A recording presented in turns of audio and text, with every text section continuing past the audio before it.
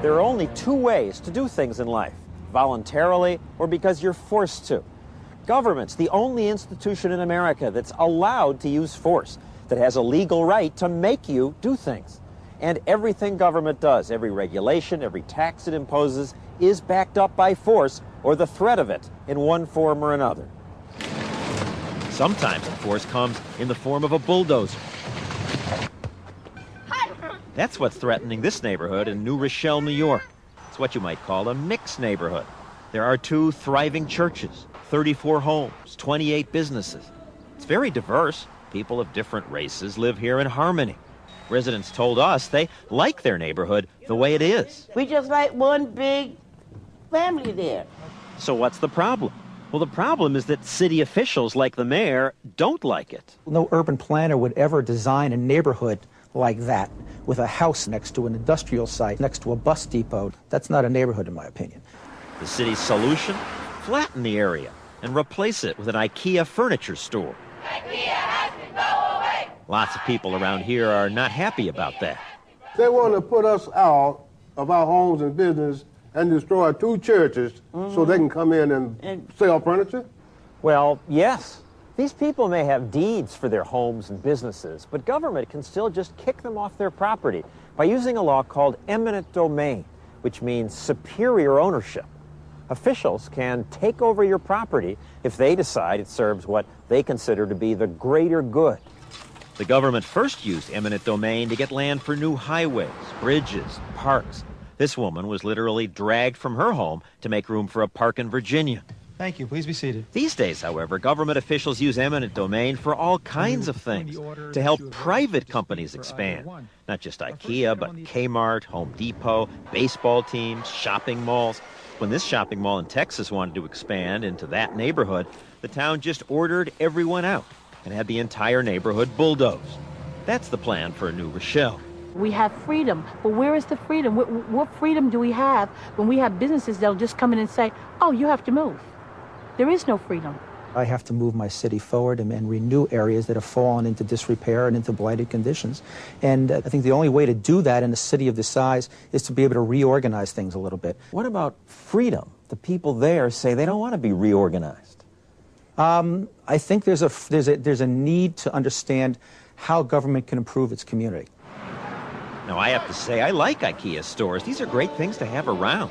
But should families be forced out to make room for them? Is it right to tear people from their homes? Is that right? Dominic Gadaletto's family has lived here since he was 2. He remembers his mother cooking pasta in the kitchen. In the same plot where his father used to grow tomatoes, Dominic now grows tomatoes. He and his wife Virginia wanted to leave the house to their children. All the memories that I've had all these years, I've been there 67 years. You just don't wipe that away simply because a furniture store wants to come in. This is America? I don't think so. You think of government, you think of governments there to help you. They're not going to help you. When they take your house, that's not a help. They're not just going to take your house, they'll pay you for it. What? Mister, you don't know what you're talking about. She has a point. The city has to pay only what it says the homes are worth.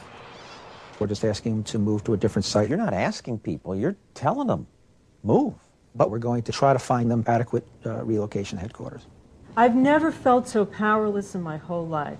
What's wrong with my American dream? Why is IKEA's American dream better than my American dream? Because the politicians need to plan for everyone. They've decided a furniture store is what this town needs. It's a furniture store today, and tomorrow what will it be? Right. Will it be your home? Whose house, whose business will be next? Politicians assume they know best, so they have the right to use force to fix things. Lie down! Hands behind your back! It's threatening enough when government uses force in America. But the really big guns come out when government intervenes overseas. The Cold War may be over, but since then we've still sent soldiers to Somalia, Panama, Bosnia, and 100 other countries in the name of keeping the peace. Sometimes we seem to bomb first and ask questions later.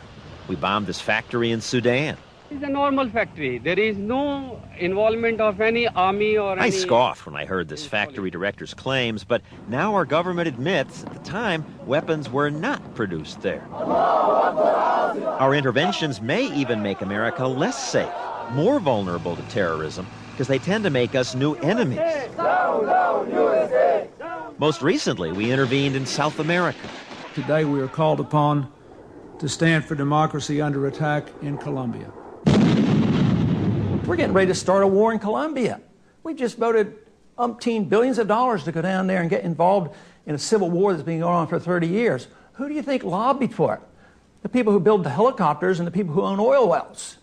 They're the ones who lobbied and they won the vote easily. The president asked for so much money and it came to the House and we increased it. Representative Ron Paul is a lonely voice in Congress. When bills pass 400-1, Paul's typically the one. He says he'll vote against funding of any government action beyond three basic functions: protecting our borders, keeping the peace at home, and running the courts. He says bills that go beyond that violate the Constitution. You're often called Dr. No. I'm saying no to those bills, but I'm saying yes to liberty. Now, other politicians have talked about reducing the role of government. Wherever waste is found, I will eliminate it. It is time to quit putting good money into bad programs. Our government is too big and it spends too much. But the cuts almost never happen. Under every administration since Roosevelt, government's only grown, and you pay for it. When America began, government cost every citizen $20. Just $20 in today's money. Taxes rose during wars, but for most of the life of America, spending never exceeded a few $100s per person.